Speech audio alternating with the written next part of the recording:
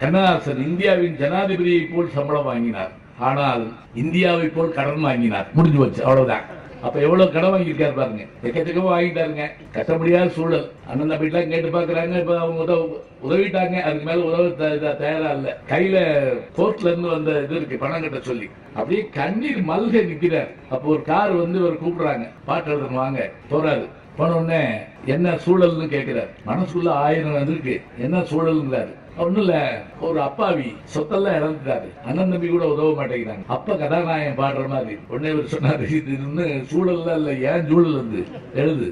அண்ணன் என்னடா தம்பி என்னடா அவசரமான உலகத்திலே, ஆசை கொள்வதில் அர்த்தம் என்னடா காசு இல்லாதவன் குடும்பத்திலே, வாழும் போதிலே கூட்டம் கூட்டமாய் வந்து சேர்கிறார் பாரடா, வறண்ட வீட்டிலே உடைந்த பானையை மதித்து வந்தவன் யாரடா. அண்ணன் என்னடா தம்பி என்னடா அவசரமான உலகத்திலே